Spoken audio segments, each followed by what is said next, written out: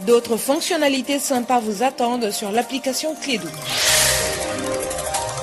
Clédou, c'est doux, c'est pour vous et avec vous.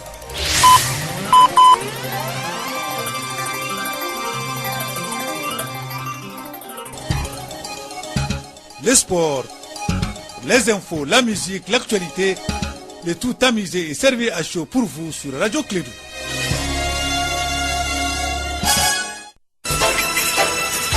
Radio Clédou, le journal, avec Sotelma Malitaire. Mesdames et messieurs, fidèles auditeurs, en condition de Clédou de l'ensemble du réseau, très heureux de vous retrouver. Nous sommes, mesdames et messieurs fidèles, le 19 juin de l'an 2017, il est exactement 7h en temps universel. Excellent réveil à vous, agréable journée, très bon jeûne et avec plaisir, je serai en synchronisation, complicité avec Moussa Papa Abdoulaye Aïdara. Il est là, il prend la température. S'il a fait feu bon le vendredi, on le retrouve avec bonheur et honneur. Papa Moussa Abdoulaye Aïdara, les éléments se précipitent à Bamako. Alors, on a eu chaud hier, tu vas nous faire le résumé, n'est-ce pas? Tout à fait, Abdoulaye Yondan. Bonjour à toutes et à tous. Et dans la foulée, je vous souhaite une très belle fête des papas. C'était hier. Ah, merci beaucoup. Le cadeau, ça viendra juste après cette édition. Hein. Inch'Allah. Des papas en tant que père ou papa en tant qu'homonyme? Moi, en tant que père. Bien, merci. Merci de nous avoir choisis. Bienvenue dans cette édition dont voici les principaux titres. Attaque terroriste hier à un jeu de pierre de Bamako. Le campement Kangaba, situé à quelques kilomètres de Yirimajo, a été la cible des terroristes à quelques heures de la rupture du jeûne. 4 assaillants ont été tués, 2 civils sont morts et un militaire malien. Plus de précisions dans ce journal. Forte mobilisation des opposants au projet de révision constitutionnelle tenu le week-end à Bamako. Si les 2 précédentes manifestations avaient été dispersées dans la violence, celle-ci s'est plutôt déroulée dans le calme, mais toujours avec le même ton d'indignation des manifestants. À suivre également dans cette édition les conclusions des travaux des premières journées de concertation sur les questions migratoires. Les participants ont formulé une vingtaine de points de revendication pour une meilleure politique migratoire. Et puis législative française, la République en marche d'Emmanuel Macron a obtenu hier la majorité absolue à l'Assemblée nationale avec 350 députés sur 577. Marine Le Pen, qui reste loin du compte, a retrouvé le sourire en se faisant élire dans le Nord par son parti, le FN. Et ça brûle toujours au Portugal. Le feu meurtrier déclenché depuis samedi n'a pu être maîtrisé totalement. Plus de 60 personnes ont péri selon un dernier bilan et encore provisoire.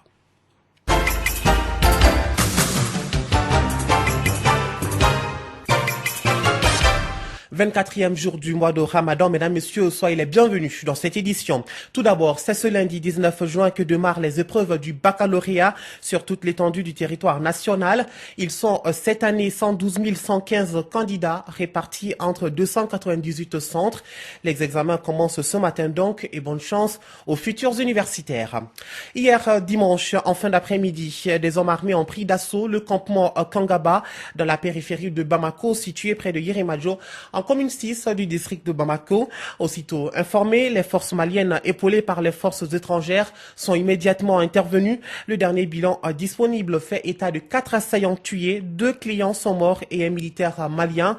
Une attaque qu'on peut désormais qualifier de terroriste à travers son mode opératoire et qui a pu mettre sous état de choc 26 personnes sur les 36 évacuées. Kassim Traoré, reportage. Un dimanche calme au campement Kangaba, situé au nord de Bamako sur la route de Ségou, a été perturbé par une attaque terroriste. D'après les témoins oculaires, ils sont arrivés sur une moto et dans un véhicule non immatriculé. Après, les djihadistes ont lancé l'attaque à partir du flanc de la colline qui surplombe le campement. Arrivés sur place, ils ont abandonné leurs engins tout en scandant Allah Akbar. 15 officiers français étaient dans la piscine avec leurs armes à portée de main. Un d'entre eux a réussi à abattre un terroriste, mais ils ont été obligés de décrocher car ils n'avaient que des pistolets alors que les terroristes utilisaient des kalash. C'est ainsi que la force spéciale antiterrorisme du Mali a été dépêchée sur les lieux. Un hélicoptère de reconnaissance a survolé la zone alors que des fumées noires s'échappaient du lieu. Général Salif Traoré, ministre de la Sécurité intérieure, dresse le bilan provisoire. Et donc il y avait 5 terroristes qui étaient abattus. Nous avons déploré 2 décès. Un monsieur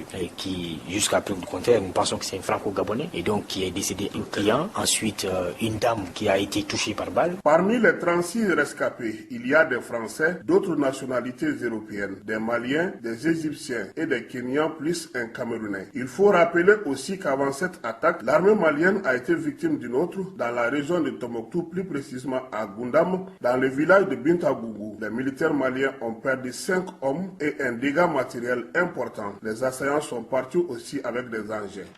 Et je le rappelle, le dernier bilan disponible fait état de 4 assaillants tués, 2 clients sont morts et un militaire malien blessé. Le campement Kangaba, un agréable écologe et un site détente situé à la périphérie de Bamako, prisé par des expatriés. La cible des terroristes serait ces occidentaux qui se trouvaient sur ce lieu. Selon le ministre de la Sécurité, le général Salif Traoré, 4 des acteurs de l'attaque avaient été tués par les forces de sécurité. Suivant cet extrait du général Salif Traoré dès les premières heures de l'attaque. Alors il s'agit de dire d'abord le campement Kangaba, c'est un campement qui est un endroit qui est très vaste, qui a plus d'une dizaine d'hectares et qui est à la périphérie de Bamako. Et donc nous avons reçu l'information hier après-midi vers 16h, comme quoi des hommes armés seraient en train de tirer. Donc nous avons tout de suite envoyé les premiers éléments qui ont été accrochés, donc sur qui ils ont tiré. Et cela nous a permis donc d'envoyer les forces spéciales antiterroristes et qui sont arrivées immédiatement sur le terrain et donc qui ont commencé à les accrocher aussi. Donc les opérations ont continué, nous avons pu exfiltrer exactement, nous en avons exfiltré beaucoup et de toutes les nationalités, notamment européennes. Il y avait, entre autres, au moment où on faisait le dernier point de presse, il y avait 13 Français, 14 Maliens, un Camerounais, un Italien, 2 Espagnols, 2 Néerlandais, un Égyptien, mais il y avait aussi 2 Kenyans. Donc tard dans la nuit, donc les fouilles continuaient, parce qu'on avait eu l'information comme quoi certains étaient toujours dans leur bungalow. Donc les forces ont préféré sécuriser tous les endroits, les environs d'abord, avant de les exfiltrer. Donc nous aurons certainement dans les heures qui suivent un autre point où nous pourrons vous donner exactement le bilan de tout ce qui s'est passé. Les enquêtes n'ont pas tranché cela, puisque pendant toute la soirée, c'était d'abord encore l'action. Donc, mais le procureur spécialisé du juge du pôle judiciaire antiterroriste a ouvert immédiatement une enquête et il s'est déplacé sur le terrain avec les forces, avec la brigade spéciale antiterroriste. Et donc, eux, ils ont ouvert leur enquête. Ils auront dans la journée un point de presse où il aura l'occasion de donner les premiers éléments. Nous avons effectivement, depuis le début de l'après-midi, nous avons récupéré, parce que sur un djihadiste qui avait été blessé, mais qui avait pu se cacher dans les rochers. Et donc nous avons récupéré l'arme et d'autres choses. Nous avons aussi un téléphone. Et donc tous ces appareils-là ont été mis à disposition des enquêteurs, donc qui vont les faire parler. En tout cas, nous continuons d'appeler la population au calme et surtout à la collaboration. À l'instant, le ministre de la Sécurité, le général Salif Traoré, qui s'exprimait dès les premières heures de l'attaque du campement Kangaba. Il faut signaler qu'avant cette attaque du campement Kangaba hier, une autre avait visé donc samedi 17 juin les forces armées maliennes dans la localité de Bintagougou, dans le cercle de Goundam, à 80 km à l'ouest de Tombouctou. 5 soldats ont été tués et 8 autres blessés, tandis que 9 véhicules ont été perdus, indiquait l'armée malienne dans un communiqué.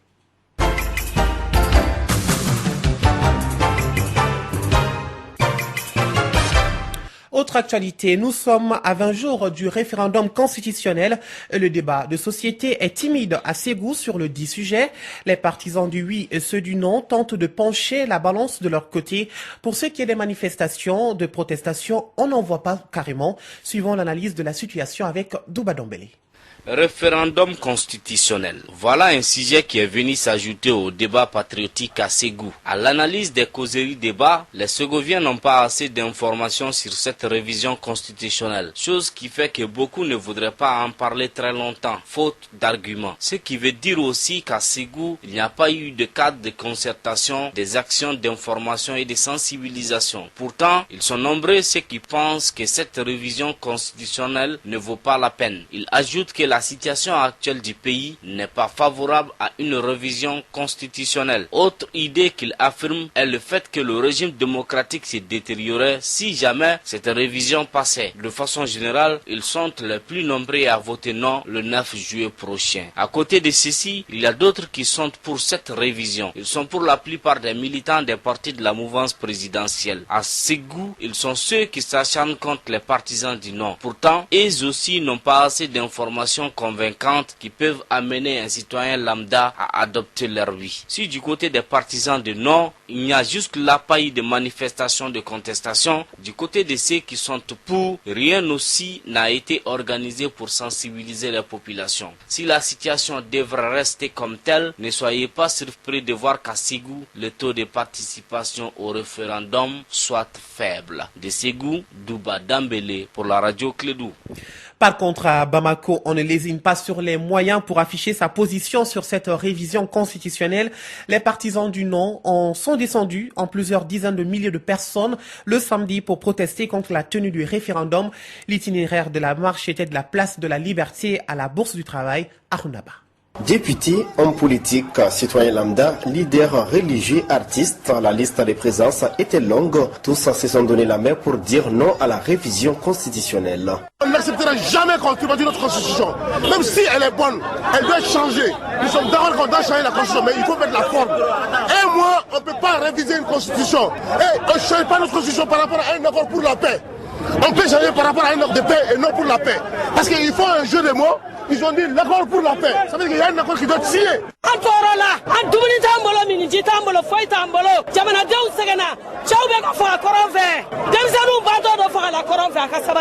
Nous sommes dans un pays démocratique et souverain. Le pouvoir c'est pour le peuple et par le peuple. Nous ne sommes pas en 1235, c'est pour la bataille de Krina. Ibeka a été élu par les Maliens. Il fait ce que les Maliens font. La patrie ou la mort est l'engagement des jeunes Maliens. Nous avons voté. Certes, tout le monde n'a pas voté pour lui.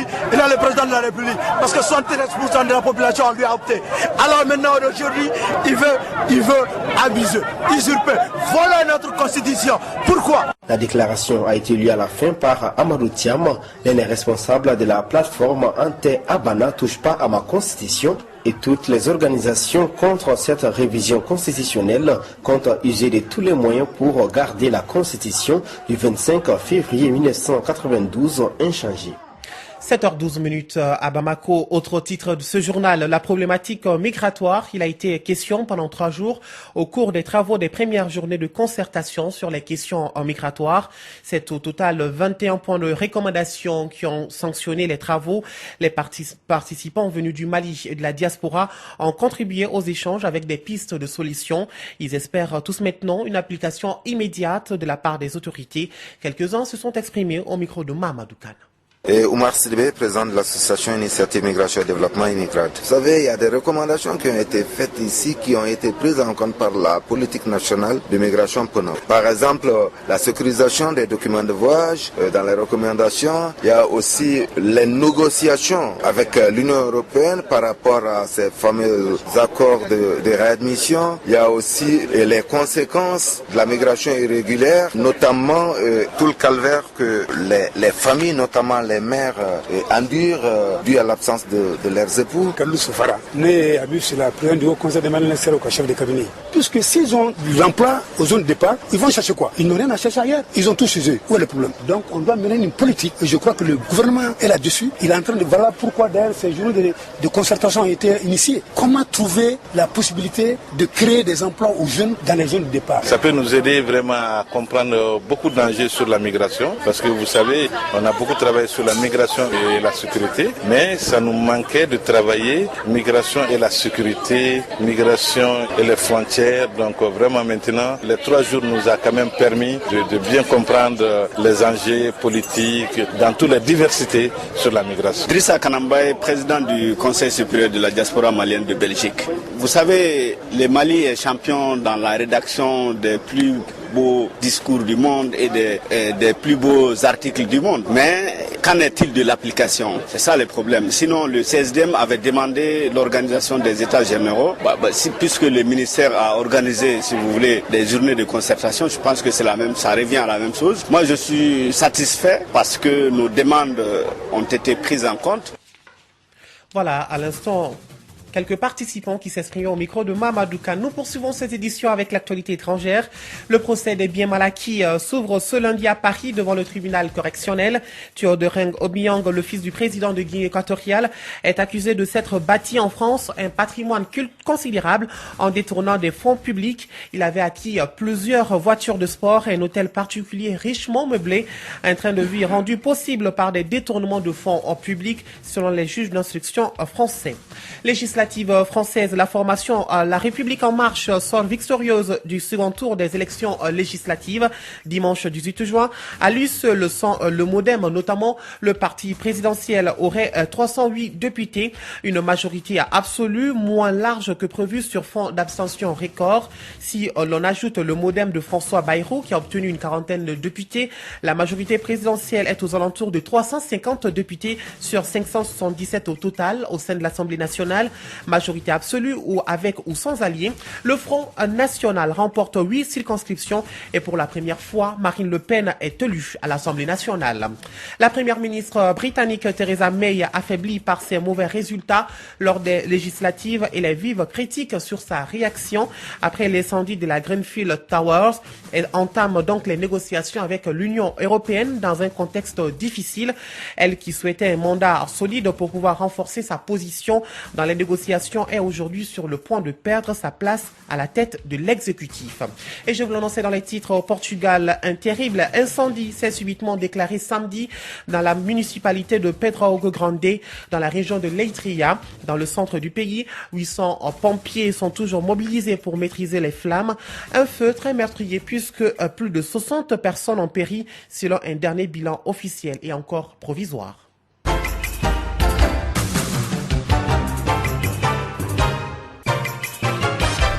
Retour à l'actualité nationale dans le cadre de la célébration du 16 juin, journée de l'enfant africain, un événement annuel qui commémore le massacre des enfants de Soweto de 1976 par le régime de l'apartheid en Afrique du Sud.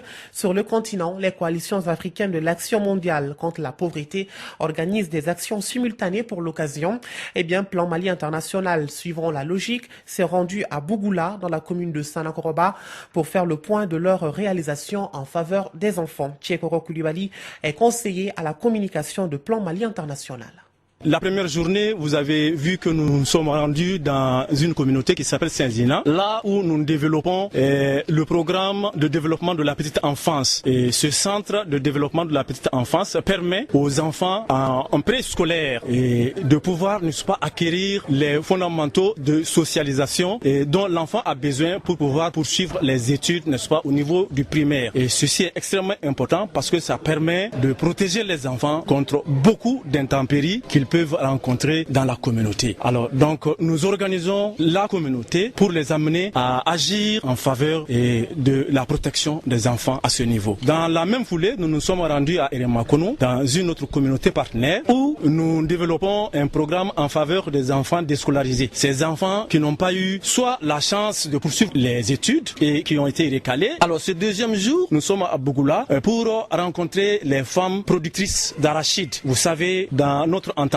quand les femmes sont appuyées, quand les femmes sont soutenues à la production, les retombées de cette promotion ou de ce développement économique rejaillissent sur l'éducation, la formation, la protection, le développement des enfants. À l'instant, au micro d'Étienne Niaré s'exprimait Tchekoro Koulibaly, conseiller à la communication de Plan International Mali.